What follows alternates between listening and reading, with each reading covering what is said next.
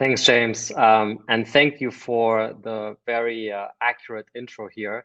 When I'm speaking to this audience, I'm really speaking to myself 1, 2, or 3 years ago when I was an SDR and I started into the sales journey. And now that now that I am an AE, I can look back over the 3 years and can really, put the pieces of the puzzle together. It's always easier looking back than looking forward. But let me share with you today the 3 secrets that help me going from an SDR to an AE and how you can do the same. So the secret number 1 is forget about booking meetings, focus on sourcing revenue. I do understand that most of you guys, you are comped and measured on KPIs such as stage 2 opportunities or meetings booked with your AEs. And that is important, that is the first level that you need to get to, is to consistently book those meetings and consistently getting those stage 2s. But it's not what gets you promoted. What gets you promoted is bringing actual money to the business and sharing with you some numbers about myself. So I was in an SDR and a BDR role for 26 months. That seems like a long time, but my company Salesforce is one of the largest sales organizations out there. And the tenure might be a little bit longer, but I did it 6 months faster than the average person. So as an SDR, I brought over 391,000 in revenue. So that's not pipeline, that is revenue. Pipeline was 1.2 million. So I had about a 25% or 33% conversion rate there. When I became a BDR, which is an outbound role, I sourced more than 1.5 million for the business.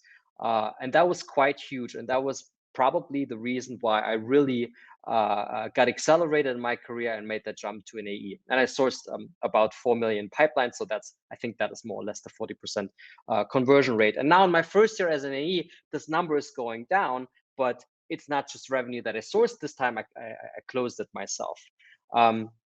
So my first tip really is to focus on that revenue that you're bringing to the business and not just the meetings. Now you might say, look, it's really tough as an SDR or as a BDR to source revenue because my share of the sales cycle is really small. In the beginning, I do the research, I do the initial outreach, I do the prospecting, and then I deliver the discovery meeting to the AE, and then it's kind of hands off, right? And the AE takes over. So that is true. So when you ask me, Christian, how can I have a better how can I have more contribution in the sales cycle? It's skills, right? And that is the number 1 thing that some of the other speakers have talked about today. The curtain sometimes that as an SDR, you cannot really see what happens behind that stage 2. So the second secret for you today is, in order to drive revenue, you really need to understand what happens in the sales cycle, because that will help you qualify better opportunities that will later actually close. And allow me to share with you an 8-step framework. This is my own framework of a perfect or of a successful sales process. So it's all about knowing who your ideal customer profile is, right? So who are the right prospects to go after? Articulating what your actual value proposition is. What is it that your solution or your product is doing better than the competition, and articulating that in your outreach. The actual outreach then is also an art in itself. How can you have really strong cold calling skills, emailing skills, social selling skills, all those multi-channel skills. But at the end of the day, you need step 1 and step 2. You need to understand who is the customer and what is my value before you can bring that together in your outreach. Now, every prospect has objections. I don't have time. We already have a solution in place. I'm not the right person. Call me again in 6 months.